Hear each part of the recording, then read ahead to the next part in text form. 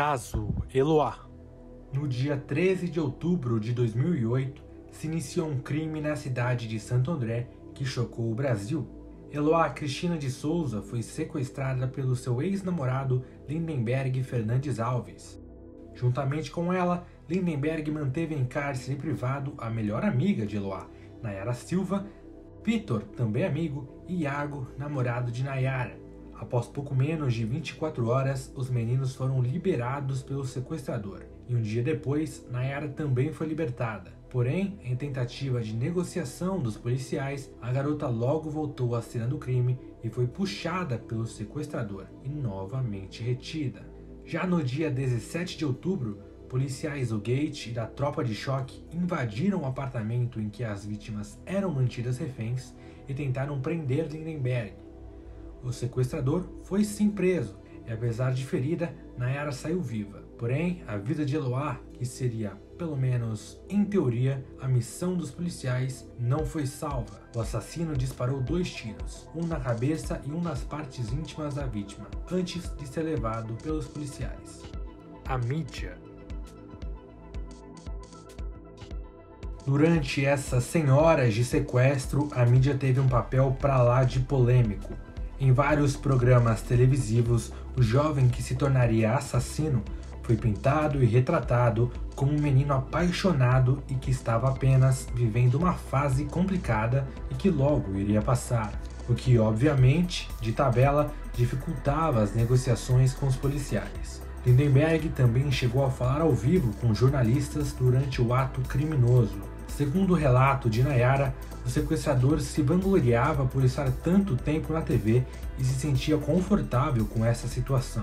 Mas você fala assim, para ela sair viva daqui, parece que você está disposto a matar a menina. Isso não é verdade. Você não é esse tipo de pessoa, Lindenberg. Não, a senhora não está entendendo. Eu falei para ela sair viva daqui. Então, certo. Então, eu não estou com intenção de matar ela. Não estou dizendo isso. Falei que quando você fala assim, as pessoas podem interpretar de um jeito diferente. E não é isso. Você não é esse tipo de pessoa. O que você quer é garantir. No terceiro dia do sequestro, a apresentadora do programa Tarde é Sua, da Rede TV, Sônia Abrão, conversou com Lindenberg ao vivo durante o programa. A jornalista, em tom de calma, tentava convencer o sequestrador a desistir do crime e se entregar para a polícia. A mesma disse que ele era um bom menino e que apenas precisava de ajuda. Código de ética dos jornalistas brasileiros. No programa Tarde é Sua, da Rede TV, existem alguns artigos que podem ter sido quebrados, mas com certeza 3 foram quebrados. Vou citá-los aqui. Durante a conversa com Lindenberg Fernandes Alves, Sônia Abrão ocupou a linha telefônica do criminoso por cerca de 30 minutos, impedindo os policiais de conversarem com ele. Isso mesmo, 30 minutos. Vamos lá. Artigo 6º. É dever do jornalista não colocar em risco a integridade das fontes e dos profissionais com quem trabalha.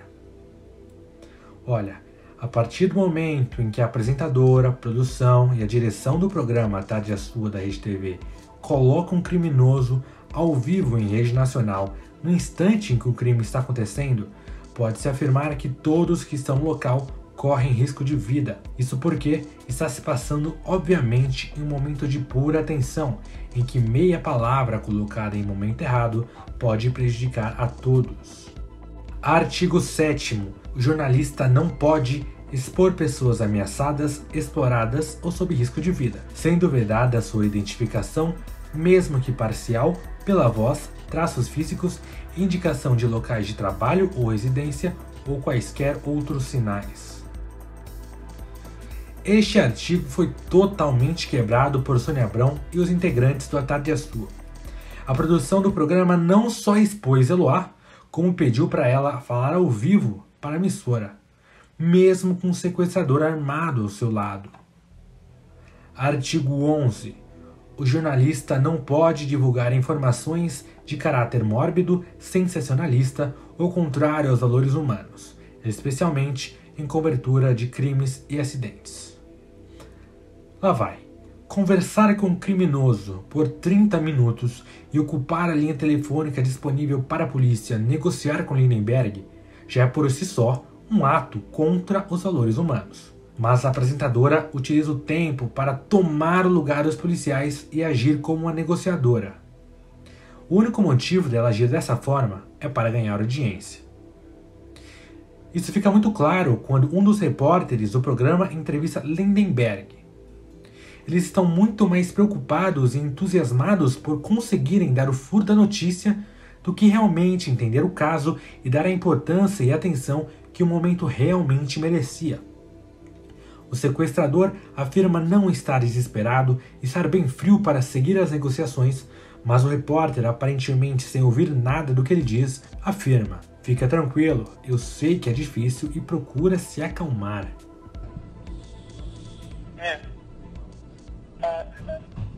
Vocês da Rede TV não saiu não, a Nayara aí? A Nayara saiu, a gente gravou tudo direitinho, tá tudo bem com ela. Aliás, a gente... Falando então, ela deve ter falado do tratamento aqui, não falou? Verdade, foi tudo tranquilo. Aliás, foi... Não faltou comida, não faltou bebida, deixei ela tomar banho, deixei tudo com privacidade. Agora, querido, por que você tomou essa atitude? Foi desespero, ciúmes, o que foi? Desespero. Se tivesse desesperado, ia dar um tiro na minha cara e já era. Não, mas não faz isso. O que você tá pensando nesse momento? A que hora você pretende... Tô morto, velho. Tô sem sentimento nenhum, tô frio pra caralho. Não, mas fica tranquilo. Procura, eu sei que é difícil, mas procura se acalmar. A Eloá tá com você, tá tranquila. Como é que você tá? Tá bem. Defesa. Apesar de ser um caso muito complicado de criar uma defesa, pode-se dizer que Sônia Abrão sofreu um peso desproporcional. Vamos olhar pelo outro lado. Ela sofreu o peso de toda a mídia sozinha. A mídia errou, isso é um fato, e o erro vai ficar marcado na história como um dos piores equívocos dos canais televisivos de todos os tempos. Mas não foi só Sônia que cometeu esses erros. Na verdade, quase todos cometeram. Brito Júnior e Gotino, ambos da TV Record na época, também defenderam o criminoso, afirmando que ele é bom rapaz, trabalhador e que apenas se desesperou. Um rapaz tranquilo, calmo, trabalhador, um rapaz que jogava bem futebol. Olha aí o rapaz, ó. Olha o rapaz, o Lindenberg, 22 anos. A mãe tá na expectativa de que ele saia. A mãe quer dar um abraço nele. A mãe dele que foi mãe, foi pai. A mãe que cuidou, o menino trabalhador. Acabou se desesperando, um problema de relacionamento. Já conversou com a menina, já passou 100 horas com ela. Agora pode se entregar e vai ter todas as garantias de segurança, Percival. Exatamente, quer dizer, nós estamos assistindo um ritual, o ritual final desse episódio, o ritual que precede a libertação das duas reféns, das duas adolescentes e a entrega, um barulho lá no local. Aconteceu um disparo, Percival. Barulho, exatamente, é um barulho de disparo, houve um disparo lá dentro. Aconteceu um disparo. A gente consegue ver uma movimentação grande dos policiais ali no final da rua, Gotino. Aconteceu um disparo. Letícia Gil, você. Um estrondo muito grande aqui. Gotino, a gente consegue ver uma movimentação aqui. Não se sabe, a gente vê que os policiais subindo pela escada do terceiro apartamento, a gente não sabe o que... O principal motivo do maior peso ter caído nas costas da apresentadora foi por ela ter ocupado a linha telefônica por 30 minutos. O que foi um erro, é claro, mas de qualquer forma, em nenhum momento ela tentou prejudicar o caso. Em suas tentativas de se colocar como negociadora, Sônia pedia para Lindenberg desistir do sequestro e soltar Eloá, alegando que o público estava do lado dele, o que realmente era verdade. Aí você fala, conversar com um criminoso durante o crime é um erro muito grave. Ela merece esse julgamento. Mas espera aí. Aos seus familiares, à sua mãe, o que você tem a falar agora? Pra minha mãe, principalmente, para ela ficar tranquilo, que eu amo ela, que ela é tudo pra mim, que, como vocês já viram falar, ela é meu pai e minha mãe ao mesmo tempo. Que ela é trabalhadora, é guerreira e é tudo pra mim. Fala pra ela que eu amo, que agora que eu tô nessa situação, eu sei que o único amor que existe é o amor de mãe. Ah, mas pelo menos a Record e o Gotino não entrevistaram a Eloá no meio do sequestro, né? Tá, conta pra gente, só pra gente finalizar, Ele foi violento com você em algum momento? Como é que tem sido essas últimas horas aí dentro? Foi violento, mas agora já tá tudo bem. Ele tá calmo e eu tô calma. E o que você pensa de toda essa situação? Eu não tenho nem cabeça pra pensar nada. Eu tô pensando só que é uma situação muito difícil, que eu não desejo nem pro meu pior inimigo. Tá, ele está armado e continua com muita munição? Muito, um saco de bala. Qual que vai ser o desfecho dessa história? Por enquanto, o meu pensamento é de liberar ela. Tô conversando com ela, tô desenrolando com ela. Cada tempo que passa, eu tô desenrolando mais com ela. Ah, mas tudo bem, a culpa é dos dois então, né? Da Record e da Rede TV, da Sônia Abrão e do Gotino. Só os dois erraram.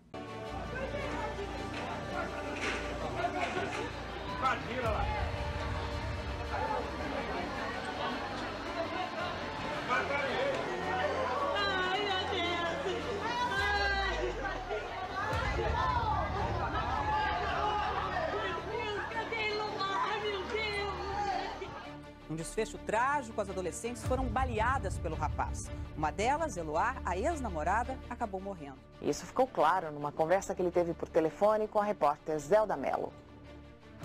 Por que você fez isso, Lindenberg? Não sei.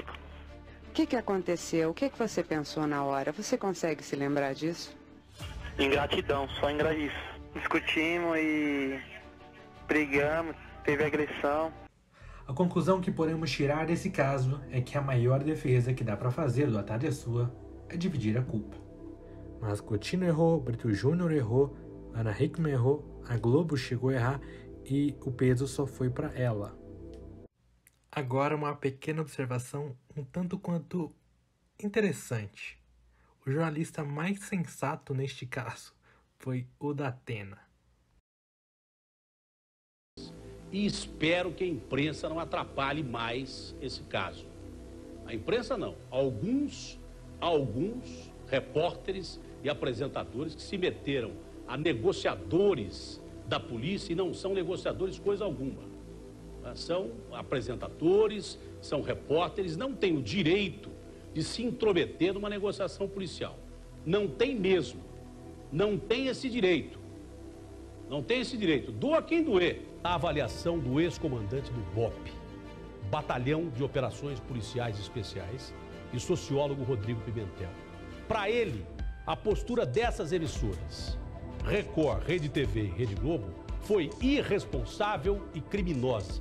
Coautor do livro Elite da Tropa e roteirista do filme Tropa de Elite, Pimentel faz uma crítica ainda mais incisiva à interferência da apresentadora Sônia Abrão da Rede TV. Esses jornalistas criminosos e irresponsáveis devem optar na próxima ocorrência entre ajudar a polícia ou aumentar a sua audiência.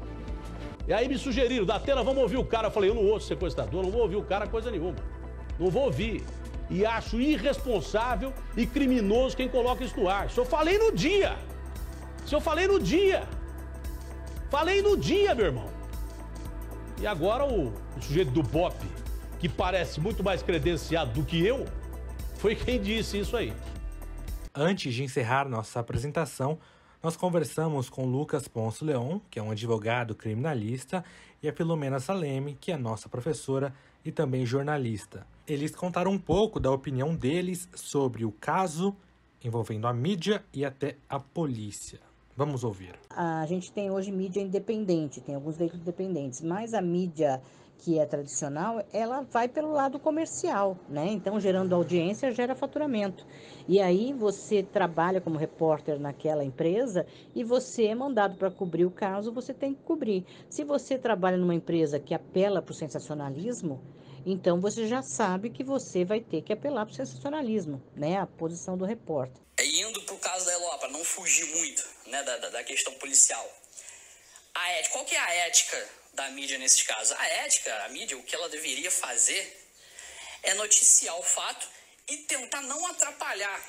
Muitos repórteres tentam entrar no meio da ação, como eu já falei, nos morros, por exemplo. Mas no caso da Eloá, por exemplo, tinha muitos repórteres em cima da polícia. Então a pressão ela aumenta muito. Porque quanto mais a mídia noticia, quanto mais tem ali um helicóptero da Globo e de outras emissoras cobrindo toda a ação criminosa e a ação da polícia, deixa uma tensão muito maior nos agentes de resolver aquilo ali mais rápido ainda. E aí envolve prefeito, envolve governador. E aí o trabalho da polícia ele já é questionável. Ainda mais com essa pressão, aí um abraço. Só vai acontecer tragédia, não tem como. Eu acredito, avaliando, depois que se não houvesse a cobertura tão intensa da mídia, que praticamente transformou num reality show uma situação tão trágica, o caso não teria sido levado tanto tempo e possivelmente poderia ter outro desfecho, né? Então, é um caso claro em que a mídia influenciou a opinião pública, porque a opinião pública começou a dar audiência para as TVs, então as TVs começaram a intensificar a cobertura, né? Tanto que houve um caso raro em que uma das reféns, né, ela foi libertada pelo garoto e depois, pelo rapaz, né, e depois a polícia permitiu que ela voltasse para lá. E aí, quando a polícia invadiu, ela levou um tiro no rosto, felizmente não faleceu, mas terminou com a morte da Eloá. Uma vítima de um crime que acabou de passar horas e horas de uma pressão psicológica enorme, retorne para dentro do cárcere, porque a polícia acha que é mais interessante para trabalhar com o suspeito, com o criminoso. Isso não existe. Isso não existe. Então, isso foi o maior erro da polícia. O maior erro da polícia. Acerto, assim, eles tiraram a refém de toda forma, conseguiram prender o criminoso, então não é tirar o mérito total da polícia, mas houve ali um despreparo tão grande na forma de conduzir a operação que ficou marcado por esse episódio trágico na história do Brasil. A polícia ela não tem muitas questões éticas, né? Naquele caso, e até hoje funciona assim, a polícia ela quer abater. Ela quer abater o criminoso e ponto. Em alguns casos, ok, tem que ser assim, não há outra forma de salvar. Tanto é que a legítima defesa ela permite você matar uma pessoa quando não há outra forma de salvar. Então a gente não tem essa cultura de negociar, certo? A gente tem um mecanismo, uma forma de lidar com esse tipo de situação que envolve ali uma negociação, envolve. Mas não é tão avançada, ou pelo menos a gente não vê sendo dessa forma, entendeu? O problema da mídia, isso me incomoda bastante por parte de grande parte dos jornalistas, enfim, das pessoas que trabalham com isso, é que elas não buscam a informação técnica do que aconteceu. Normalmente, principalmente mídia sensacionalista, né, que obviamente não é o foco, mas tentam demonstrar ou mostrar a matéria, mostrar o caso da forma mais midiática possível para atrair a atenção. Ok, não tem problema em fazer isso. O problema é quando você não passa a real situação. É quando você não explica o que está acontecendo e quando você acaba atrapalhando o trabalho das autoridades. Por exemplo, no caso da Eloá, foi cobertura 24 horas, com helicóptero, câmera filmando lá dentro do apartamento, coisa que nem a polícia estava tendo acesso.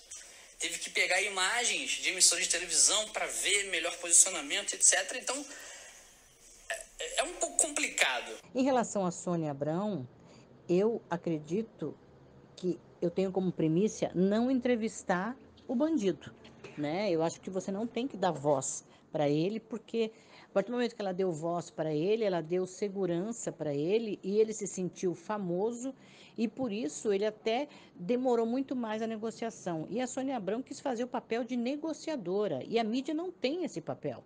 Esse papel quem tem é a polícia que tem gente preparada para isso é que tem que fazer esse papel.